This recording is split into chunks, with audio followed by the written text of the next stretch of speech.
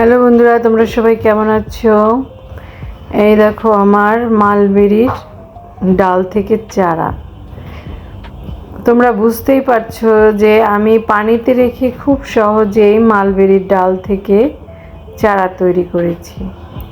এটা রাস্তার পাশ থেকে বড় একটা গাছ থেকে আমি ডাল কেটে নিয়ে এসেছিলাম এবং সেই ডাল সুন্দর করে পাশ থেকে একটু আঁশ ছাড়িয়ে পানিতে ভিজিয়ে রেখেছিলাম।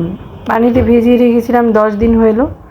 10 দিনের মতো হয়েছে। এর মধ্যেই আমার ডাল থেকে কি সুন্দর বড় বড় করে শিকড় বের হয়েছে এবং চারপাশ থেকে পাতা বেরিয়েছে। তোমরা যারা ভাবছো যে কিভাবে বাজার থেকে মালবেরির চারা না কিনে নিজেরা তৈরি করতে পারো, তারা আমার মতো খুব সহজেই একটা ডাল এনে, ডালটা অবশ্যই একটু মোটা ডাল হতে হবে, কচি ডাল হলে হতে চাইবে না। একটু মোটা ডাল এনে তারপর হচ্ছে ডালটা যে খুব বেশিও মোটা হতে হবে তাও না। আমার ডালটা তো দেখতে পারলে খুব বেশি একটা মোটাও না আবার চিকনও না। ডালটা এনে নিচ থেকে একটু ছাল ফেলে তারপর সুন্দর করে পানিতে ভিজিয়ে রাখবে। আর আমি ডালের মাথার উপর একটু হলুদ লাগিয়ে দিয়েছি যাতে ফাঙ্গাসে আক্রমণ না করে, তাই ডালের মাথার উপরে একটু হলুদ লাগিয়ে দিয়েছি।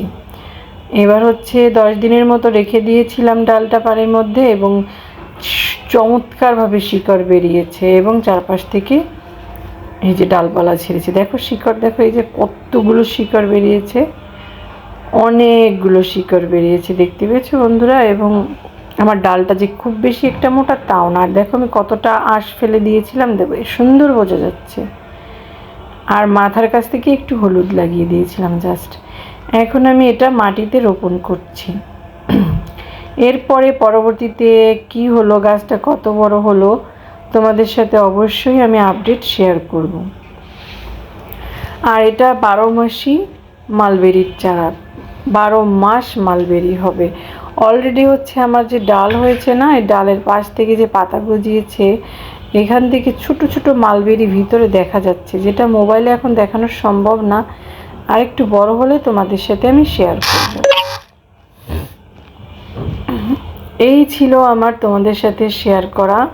এই যে ডালটাকে আমি এখন মাটিতে রোপণ করছি। মাটিটা হচ্ছে মিক্সড মাটি, বালু মাটি। এর সাথে আমি তোমার 80% মাটি, 20% বালু, 20%-এর মতো বালু অ্যাড করেছি। বালু মাটিতে সুন্দর করে আমি একটু চেপে চেপে গাছটা লাগিয়ে দিলাম এবং এটাকে রেখে দিব একটু ছায়াযুক্ত জায়গায়। তারপর হচ্ছে এর কি আপডেট হয় তোমাদের সাথে শেয়ার করব। কেমন লাগলো আমার এই ভিডিওটা, আর যদি তোমাদের উপকারে আসে অবশ্যই কমেন্টস করে জানাবে। আর আমার বাগানের নতুন অতিথি মালবেরির চারা কেমন হলো, আমার নিজের চারা তৈরি, অবশ্যই কমেন্টস করে জানাবে।